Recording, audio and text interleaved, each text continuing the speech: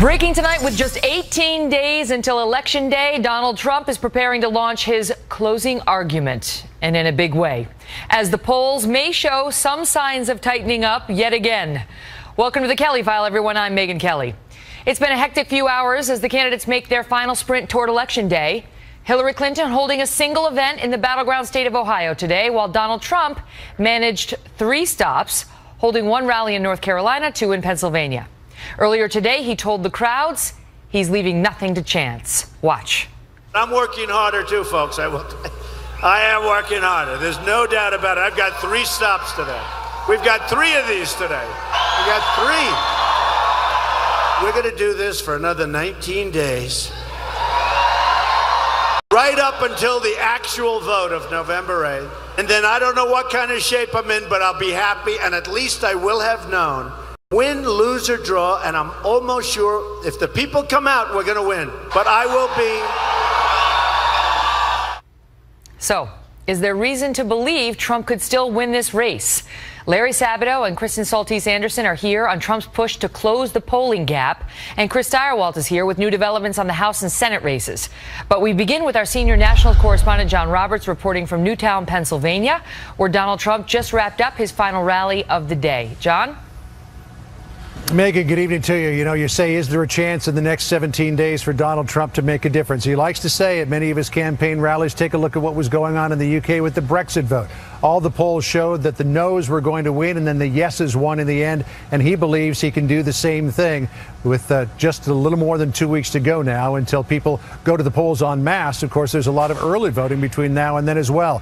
Tomorrow in Gettysburg, Pennsylvania, very famous place for political speeches, Donald Trump will begin to make his closing arguments. He is going to wrap together all in one place in one speech all of the plans that he says he has for America in the first 100 days of his presidency and what he will do beginning the day that he walks into the Oval Office after taking the oath of office on the west front of the Capitol, should he be so lucky as to win the presidency. Just a few minutes ago here in Newtown, he gave us an idea of what will be in that agenda. Listen.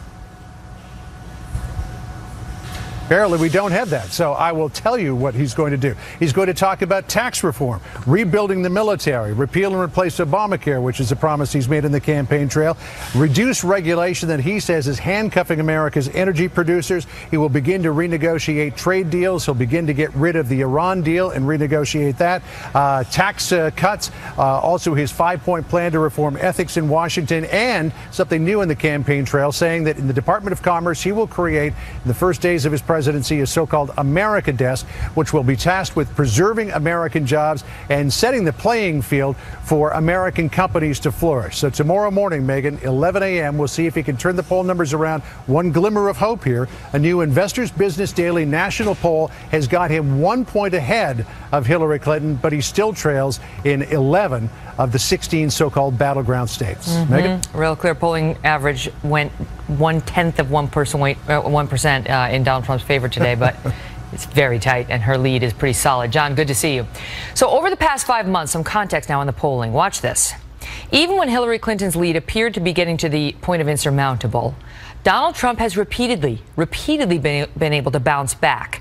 For example, in early May, he was down 6.5 points, only to move ahead just 2 weeks later.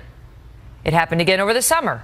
In late June, the businessman was trailing the former Secretary of State by nearly 7 points. 4 weeks later, just after the Republican National Convention, he was back in the lead. And it was a similar story at the end of August. He trailed by nearly 6 points. He had attacked the Khan family, all that nonsense after the Democrats' convention. Just over 2 weeks later, it was a dead heat. Today, Hillary Clinton is ahead by just over 6% in the Real Clear Politics average of all polls. And the question now is whether Trump can once again be the new comeback kid as we approach Election Day. Larry Sabato is the director of the University of Virginia Center for Politics, and Kristen Saltese Anderson is a Washington Examiner columnist and a Republican pollster. Good to see you both. Good to see you. So he's done it. I mean, Larry, he has done it at least 3 times. If you want to look at like tighter times, you could go back further than that. But he's been counted for dead many times before and has come back. Is it possible between now and November 8th? Megan, anything's theoretically possible. I certainly wouldn't bet on it. It's very, very unlikely. This is a sizable lead by Hillary Clinton. People say, oh, what's 6 points? Why polls turn around quickly? This is the end of the campaign. We're at the end, this final phase. People have made up their minds, and the vast majority have made them up solidly. They're not going to be switching, certainly between Clinton and Trump. There may be a few who switch back and forth between one of the major party candidates and one of the minor party candidates, but that's about it. And don't forget about early voting, too. We've got 3 to 4 million who've already voted, and we'll have about 40% of the electorate having voted before November 8th. Kristen, do you agree? Because Trump, if you look at the history of how Trump has closed the gap, we can put this on the board, he's done it in 2 weeks in the past. Look at May. May 6th, Clinton was up 6.5. By May 22nd, he had taken the lead, a swing of 0.7 points.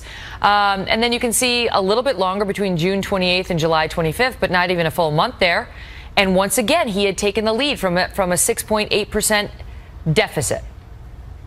I think it is a little bit easier to make up a gap like that in May when people are still trying to figure out what are the issues that matter to them, trying to get their heads around who these candidates really are and what they're standing for, than it is by the time we get to late October when, as Larry mentioned, lots of people have already made up their minds. 9 out of 10 supporters of Clinton say in polls that they will not change their minds. 9 out of 10 Trump supporters say they will not change their minds. People are so kind of down in their bunkers about who they're voting for at this point that really the slice of people left who can be persuaded is very small. Mm-hmm. The way you can persuade people is not to switch from Trump to Clinton or Clinton to Trump at this point.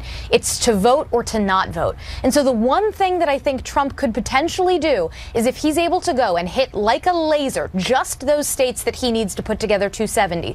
As you mentioned, he's been doing these rallies. Rallies are sort of the thing that he's the best at. He's better at that than the Democrats are. But the thing that he's got working against him is that there's the Democratic machine. In the Republican primary, he was able to overcome the turnout operations of folks like Ted Cruz, but it's a whole different ballgame up against the Democratic turnout machine. And so he's got to really make sure that these rallies are turning out lots of people if he wants to energize his supporters enough to try to begin to make up this gap. Mm-hmm. But ultimately, I'm with Larry. I think that it's highly unlikely that he's able to pull it off. And if he does, he's got to focus like a laser on just the states he needs to win. What about it, Larry? Because one of the times he managed to close that gap, as we looked at that chart, was right after September 11th when she collapsed, and when she physically collapsed, and then her polls collapsed. I mean, does he need an event as big as that, in your view, to turn this around at this point? As big or bigger, and I'm not even sure that would do it for some of the reasons that Kristen just mentioned. The undecided percentage, my guess is it's 2, 3, 4 max. And from experience, we know that half of them won't vote. They don't show up. They're conflicted or they're not used to the voting procedures. And of those who vote, the tradition is that they break about in the same proportions as the electorate as a whole. So, no, I don't believe that people who are intending to vote are not going to vote at this point. I just don't buy it. So I have this question for both of you. I'm actually going to ask you of Larry first, though. What do you think was the moment that did it for Trump? You know, he surged and then he fell back, and he surged and then he fell back. And then, you know, what was it in your view, if this is how the election pans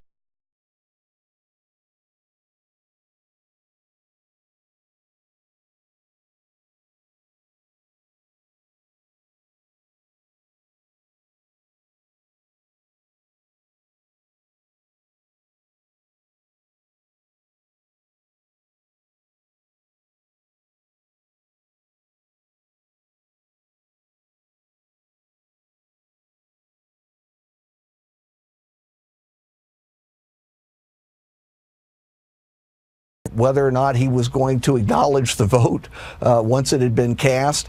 And let's not forget about the Access Hollywood tape and the other events that occurred after that. So it's a combination of things, but also it's the basic party ID and the demographic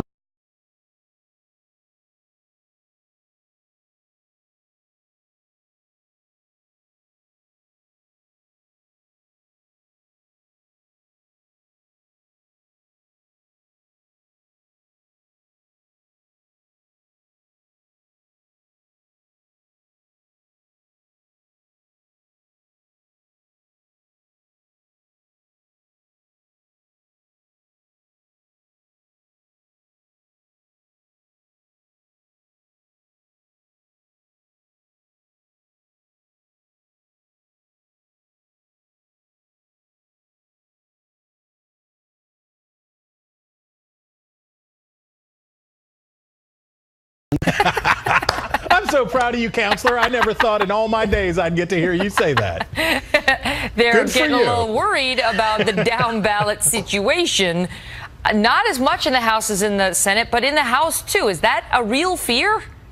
Yeah, it's getting to be. So it basically goes like this. For the House, it generally reflects what is happening at the top of the ticket. The Senate, as we've seen this time, individual Republican senators like Rob Portman in Ohio, Marco Rubio in Florida, have been able to rise dramatically above Trump's poll numbers and outperform him in those states. And so the Republicans are feeling more confident, interestingly enough, about their chances to limit the Democrats to fewer than 4 seats picked up, and that they might be able to hold on to the Senate. But on the House side, you see much more correlation with the national popular presidential vote. And if that's the case, the Republicans have 30 seats of a majority. That looks like a great deal. But if things go all whopper-jawed, if this falls apart, then you could see that perhaps in danger. All right, so assuming they don't lose, a net loss of 30, the Republicans in the House, and they just, let's say they lose 20, but they still have the majority. Do we care? I mean, how much of a difference does that make? Well, that's one of the reasons, in fact, right now that I think Republicans are going along with the whole Donald Trump rigatoni recipe here, that they're playing along with this because they want voters to keep believing. Because if they just lose 5 seats, 6 seats, like had happened in bad losses in 1988 and 1996 for the losing parties, that's okay. Then they can handle it. But if it starts to dip down and you start talking about a number like 20, they don't have a functional majority anymore because the Republicans are always chasing each other around with billy clubs, crushing each other's skulls open. And then if Hillary Clinton wins, then guess what happens? She's facing no opposition. She's facing a majority that can't, or a majority in the House that can't even block her because they can't agree. So that would be the Democratic hope. Grind that Republican majority. If they can't beat it, grind it down to a nubbin and leave Paul Ryan unable to do anything over there but weep. What 2 Senate races are you watching the most closely? Like, is the Republican incumbent in the biggest danger of losing his or her seat? Well, there are 2. Mark Kirk in Illinois is a lost cause. That's not going to happen for the Republicans. So that's one. Ron Johnson in Wisconsin looks pretty tough. He's outperformed. So those are 2. Kelly Ayotte in New Hampshire and Pat Toomey in Pennsylvania are sort of the waterline on the Senate. If they can fight back, they're starting to feel some downdraft from Trump in those blue states. Kelly Ayotte's now 8 points below, according to the latest poll. She's 8 points behind for the first time. And that's they're losing some of their separation in those blue states as Democratic voters and persuadable moderates turn against Trump. So they got a problem up there. So that's where I'd say the waterline is New Hampshire and Pennsylvania. Wow. Starwell, great to see you. Dig it. He's dig it and McKinnon's kick it, and he's coming up later. With just 18 days to go until the election, Charles Krauthammer has just announced how he is voting. And he is here next with the news.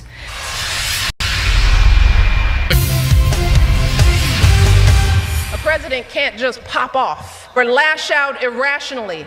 And I think we can all agree that someone who's roaming around at 3 a.m. tweeting should not have their fingers on the nuclear codes.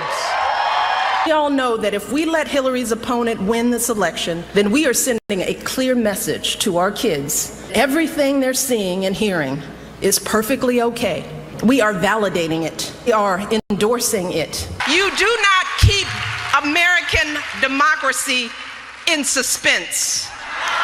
Because look, too many people have marched and protested and fought and died for this democracy.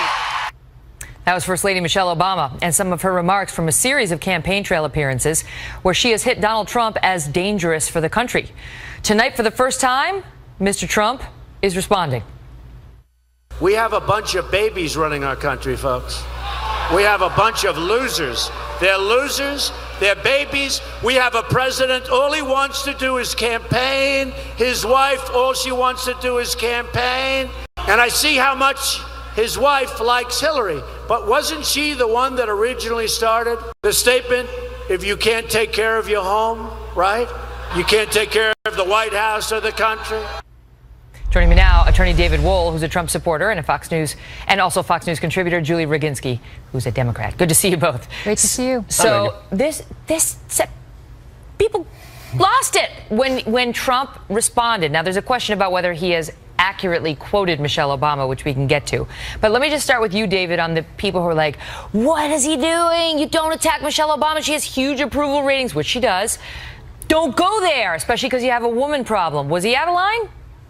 So she can launch a verbal barrage of verbal missiles at Mr. Trump, and he's supposed to just sit there and take it, I guess, Megan. No, there's going to be blowback, as there always is. Look, she's a well-spoken, brilliant woman. She's inserted herself into the political process on numerous occasions, and when she goes after Trump, he's going to hit back. Now, what Trump said, as I recall, it was referring sort of, at least in a double entendre way, regarding Bill Clinton's philandering and womanizing and alleged sexual assaults.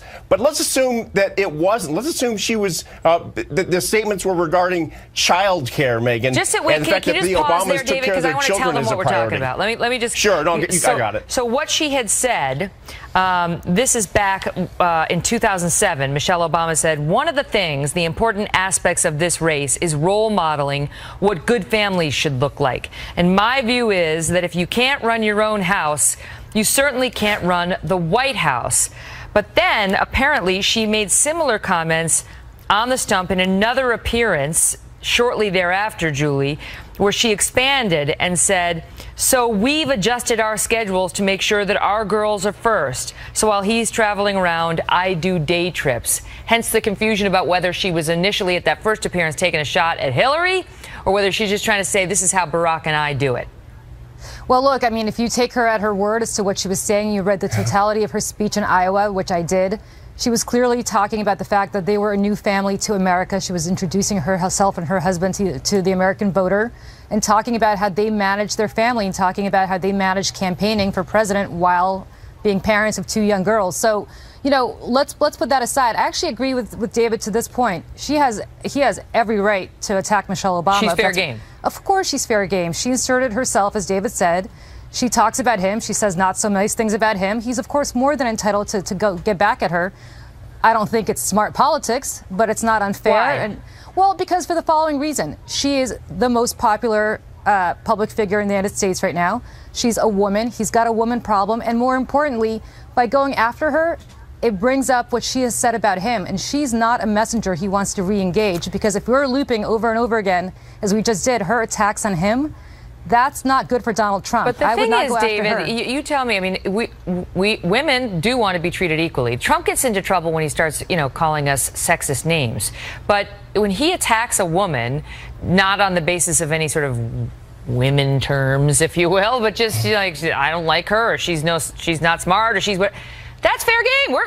He can attack women, right? That is equality. Yeah. I mean, it's the major leagues. And let's assume that Michelle Obama was talking about putting her family first and politics second. I think the implication, Megan, was that Hillary Clinton puts her political ambition first and raising Chelsea second. That's even worse than the implication of womanizing and philandering by Bill. So either way you look at it, it was bad. And this was Trump taking a shot at Hillary Clinton, not so much at Michelle Obama, because this is what Michelle said. There's no disputing that. Yeah, this but he was saying our directed at Hillary country is Clinton. being run by losers. We have a bunch of losers and babies running our country. And then he spoke about the president and the first lady. Political correctness has completely ruined things, Megan, and that's his bottom line. And that's why he's saying it ain't going to happen anymore. And by the way, I don't agree with the naysayers in the first two segments. I really believe this volatile campaign is flipping. Watch what happens in the next couple weeks. Well, I'm just telling you. Go ahead, Julie. I'll just say this, that loser that he was alluding to won a presidential election 2 times in a row. And so that's something that Donald Trump is not going to be doing next month. So let's start with that. And secondly, nobody's ever said, the people have said horrible things about Hillary Clinton. I've never heard anybody say she was a bad mother. That's a new one, even for me. And I've heard it all thrown at her. So I don't know where you're getting that information about her and Chelsea. She's had plenty. He's saying, he's suggesting perhaps that's how Michelle meant it, right? Don't know about that. Okay, great to see you both. Also tonight, newly leaked campaign emails raising tough new questions about the Clinton Foundation and what was behind a multi-million-dollar donation from Morocco. Wait until you hear how much she got. And she promised them, and in exchange for what? And how many favors is she going to owe if she gets into office? Plus, Charles Krauthammer is announcing how he's going to vote this year, right after this break. Well, this election year has seen more than its fair share of scandals, controversies, leaked emails, ugly videos like that. It's featured brutal debates, crazy conventions. And after all of that, after the nonstop drama we've seen every day for more than a year, new polling shows Donald Trump and Hillary Clinton are exactly where they were with the voters 10 months ago. When it comes to likability, 40% view Clinton positively, 29% view Trump that way, same way as it was almost a year ago. And the spread in the polls is exactly where it was a year ago as well. Nothing has changed. So did anything that happened this year matter? Joining me now, Fox News contributor and nationally syndicated columnist Charles Krauthammer. Charles, good to see you. Did any of it matter? Well, in a sense, I think this has been one of the worst years for American democracy in general. It's been one of the lowest, least elevating campaigns ever, and we have not been enriched or enlightened by it. I think the reason things are the same is because we've never had two candidates who were better known at the beginning. Name recognition way up there, probably in the 90s before they started. In other words, people knew who they were, and character is destiny. We got a year of them on the stage, and they basically showed us their character, which is what we thought it was at the beginning: untrustworthy, unfit in some cases, cynical, etc. And we are where we are. Nothing really has changed in that respect, other than we've reached lows in tactics, in incivility, that we really didn't think we'd ever see at the presidential level. And so you find yourself in a similar place to where you've been all along as well. In your column this week, saying you still cannot vote for Donald Trump. We're 2 weeks out now from the election. You say you cannot do it, and you cannot vote for Hillary Clinton. So you're going to write somebody in. Who are you going to write in, and why do you think that's the best choice? Well, look, it's a question of conscience. The fact is, I cannot vote for Donald Trump. I thought that on the day he announced. I said it that night. I said on Special Report I didn't think he was even a serious candidate. I got that wrong about the fact that he wouldn't be a factor. But I think I got it right that he's unfit for the presidency, and I have never changed my mind on that. As to Hillary, the dilemma, I set it out in my column today in the Washington Post. She's a cynical politician with an empty core where her beliefs are supposed to be. To the extent she has them, it's conventional liberal, which I think is a threat to the Constitution. And you saw in the last debate where she said basically the point of the Supreme Court is to defend a little guy. The oath of office for a judge is to say that he does not explicitly, they have to swear not to recognize rich or poor. This is complete overturning of the point of the law. You know, right now, if you were just going to go by the polls, it would look like Hillary's going to win. You know, I mean, she's considerably ahead. So what does the public do when someone who, you know, as you point out in your column, because you speak for a lot of people, in saying you find her campaign entirely soulless, all ambition and entitlement. It's emptiness at the core, you say, in her that makes every policy and position negotiable and politically calculable. And you felt validated in those beliefs by what you've seen in the WikiLeaks, which show a lot of soullessness, somebody who doesn't really have a core message. So how does the country come behind someone like Hillary Clinton if she does win this? Well, it's because she went through the process. That's the only reason. And the process has to be elevated above everything else. Look, I was not a Barack Obama supporter, but when he won the election in 2008, he was the president of all of us. I've been very critical of him, but that's how you end up where you end up. I would have preferred first African-American to have been a Condoleezza Rice or somebody else. And yet I felt a pride when he was sworn in that our country had come that far. So she's going to have to earn whatever she gets at the presidency, but she will, if she wins, she will have earned at least the respect of the office when she's there. So we're going to leave the audience in suspense, and we'll have you back after Election Day to find out what you did. Charles, great to see you. And how I swayed the vote, yes. All the best. Right. Well, both Mr. Trump and Mrs. Clinton went hard on their rival at last night's Al Smith dinner. So how do you think the media covered that? Howie Kurtz is here with the answer. Plus, with embarrassing new revelations from the WikiLeaks dump of Clinton campaign emails, Mark McKinnon is here on the difference this makes in the final 18 days. The circus, next. The Clinton Foundation exists as a temptation for any foreign entity or government that believes it could curry favor through a donation. I will certainly do everything in my power to make sure that the good work of the foundation continues without there being any untoward effects on me and my service, and be very conscious of any questions that are raised. That was Hillary Clinton at her Senate confirmation hearings in 2009, trying to calm concerns about any conflict of interest with her work at the Clinton Foundation. Now, some newly leaked emails are suggesting that there was reason for those concerns, as we learned that she may have been personally responsible for securing a $12 million donation from the Moroccan royal family, although it appears to have come after her tenure as secretary.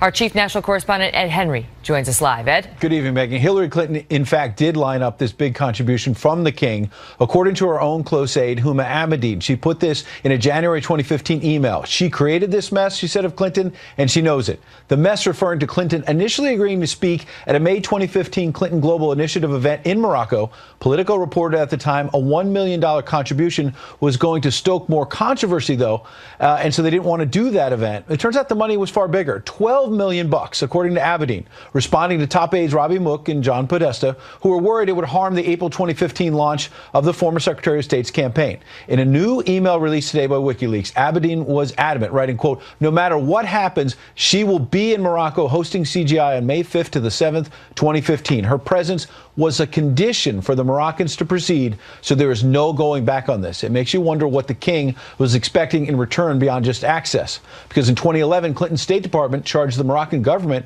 had human rights problems. And remember, at this week's debate, Donald Trump demanded Clinton give back large contributions from countries with questionable records. She never quite answered that or this from Chris Wallace. Why isn't it what Mr. Trump calls pay to play? Well, everything I did as Secretary of State was in furtherance of our country's interests and our values. The State Department has said that. Now, the Moroccan event ended up being led by Bill and Chelsea Clinton. Hillary Clinton did skip it, though she lined up that $12 million contribution. Clinton ally Lanny Davis told me the focus should be on the good work of the foundation, and he said Abedin's email should not be taken, quote, too literally. Megan? Ed, thank you. Joining me now with more, Mark McKinnon, co-creator and co-host of the weekly documentary series The Circus on Showtime. And he served as the chief media advisor to President George W. Bush. Mark, good to see you. Hi. So it's not that she necessarily violated that promise she made to the Senate, you know, by working this while she was secretary, because this happened after she was secretary. But the point is, the Clinton Foundation creates all sorts of conflicts for her. So she's trying to line up a $12 million donation to the Clinton Foundation. She's going to speak. I'll be there in Morocco. I know it looks bad, but I'm doing it. She winds up sending Bill and Chelsea because it becomes an issue. But what was the king expecting? And if she becomes president now, how many favors is this woman going to owe? And what about, they're not promising to shut down that foundation? No, and in fact, this is just part of the problem, because almost every day in the leaks there's a new disclosure like this. I mean, just the other day there was the disclosure about Qatar and $1 million contribution that was, quote, for a birthday present for Bill Clinton, possibly. And there's still no clear answer on that. And so we've had the debate, so there's no more debates to change the dynamic, and that's the real opportunity where the candidates have to move the needle in a significant way. So the only real thing between now and Election Day that can really have an impact is WikiLeaks. And it is, and it can, and it will be, because we know that there's more to come. The ones that have already come out haven't really been answered. If Donald Trump will simply get some message discipline and stay on this issue, there's some real opportunity here. But I'll challenge you on that, because in Trump's defense, you know, he comes after the media hard, and some of it is whiny, and you know, it's tough. It's tough to run for president. You get hit, but some of it is legit, because the story of WikiLeaks has been ignored in so many corners, all but ignored in most. Agree 100%, and that's why, for example, the title of The Circus this week is From Russia with Love. It's going to be all on WikiLeaks. The whole program is going to be on WikiLeaks. We're talking about, we're looking at it from every angle. I know, you hit Harry Reid saying, hey, WikiLeaks, and of course it's all about like, Russia's bad, Russia's bad. It's like, what about the fact that she called them needy Latinos, right? Like, there's nothing. No one seems to care. We're going to look at it. We talked to Tucker Carlson about how the mainstream media is doing exactly what you said. And NBC, you know, he has 11 reporters on it every day, and NBC didn't say a word about it a week ago. So he's just a website, with all due respect to Tucker, that's what he said. No, yeah, that's what he said. I'm just a website, and I've got 11 people working on it. Where's the media? Because listen, if the media wants to shine a light on something, they can. Take, for example, the Access Access Hollywood tape, which was huge, there's no question. But the stuff that's coming out, here, I have a theory on it. We as reporters are lazy. And if you don't make it very easy for us to digest and spoon to the audience, many of us will reject it as food for the evening. Yeah. Well, I know just from the reporting we're doing this week that because of kind of the vacuum that's out there now, there's no debates. They are starting to talk about this, and a bunch of some of the organizations that we were with today have got big stories coming out in the next few days. Oh, this really? Is mainstream media. Yeah, tune in. Really? They're on it now. Last question. Sure. How badly do you think that Trump answer hurt him at that debate about not accepting the results of the election necessarily? I think the answer itself was problematic, but the bigger problem was that it became such a story that it dominated all the news for the next couple of days. So in many regards, it was a good debate performance. There were lots of opportunities where he had Clinton on the defense, but by going there, instead of walking that back like his campaign wanted to, he walked it off the cliff, and that just became the dominant news for the next couple of days, and people are still talking about it. Mark, great to see you. You know what you got to do. Kick it. That's right. Kick it hard. Love that. Check out The Circus on Showtime. It's worth your time. So Donald Trump took some hits in the press today. You're shocked to hear, I know, for his attacks on Hillary Clinton at the Al Smith dinner last night in New York. But Mrs. Clinton gave it back to him pretty well at that dinner, which you know if you were watching it with us here. You might not know that if you picked up any paper at all today. Howie Kurtz is next on how the media handled this one.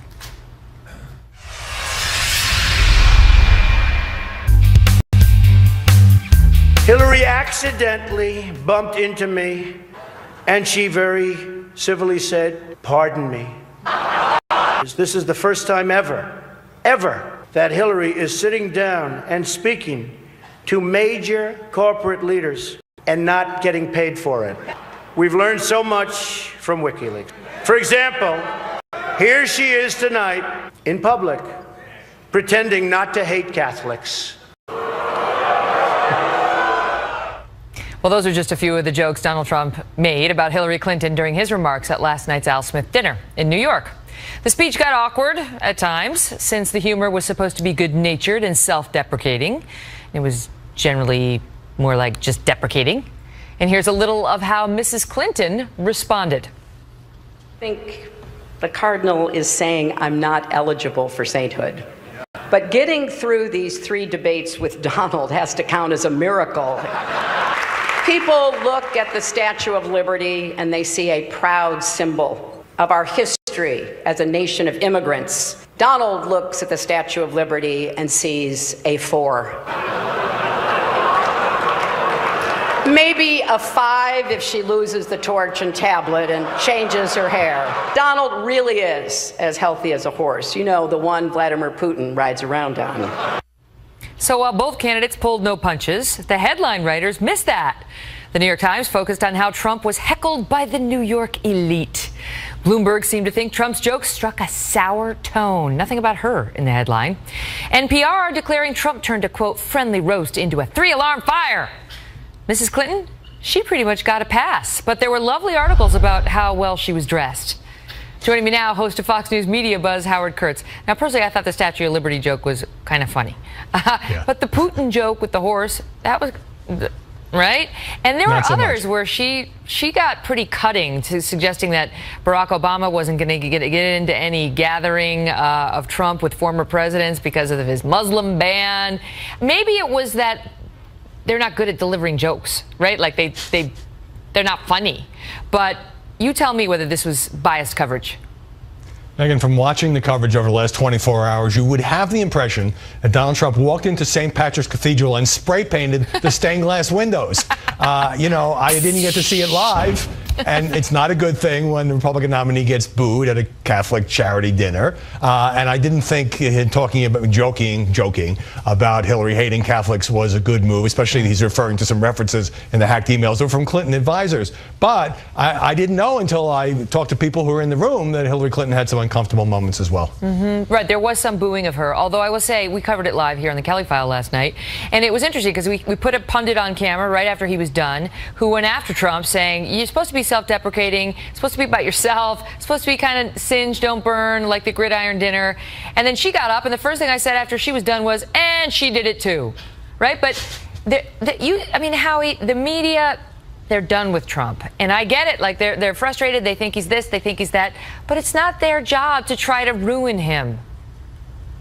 I think there is so much hostility in many corners of the mainstream media against Donald Trump, and we see this in 1,000 different ways. But it's also classic media behavior when a candidate is struggling and slipping in the polls, and this after the third debate in Las Vegas. Every little misstep becomes a metaphor for how poorly he's doing. You know, his limo got a flat tire. He's going nowhere, that sort of thing. But it's on steroids when it comes to Trump.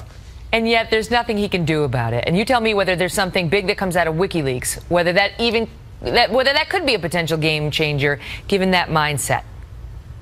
I think that as the drip, drip, drip of these WikiLeaks disclosures has happened, there's been a little bit more coverage than there was at the beginning about the embarrassments for Hillary Clinton and her campaign. The problem is some of it's complicated. It takes a while to explain. Most of it, with the exception of this latest one about the $12 million donation by the King of Morocco, doesn't involve Hillary Clinton personally. But more than any of that, Trump is always the story, and the coverage of him, most of it negative, but he's always driving the story, blots out what ordinarily would be very big disclosures by WikiLeaks against the Clinton campaign. Howie Kurtz, great to see you. We'll be right back. So in the average of all polls, Trump is behind 6.2 percentage points right now. Do you believe he can turn it around in the next 18 days? Facebook.com/The Kelly File, on Twitter @Megyn Kelly. Let me know what you think. Thanks for watching. Good night.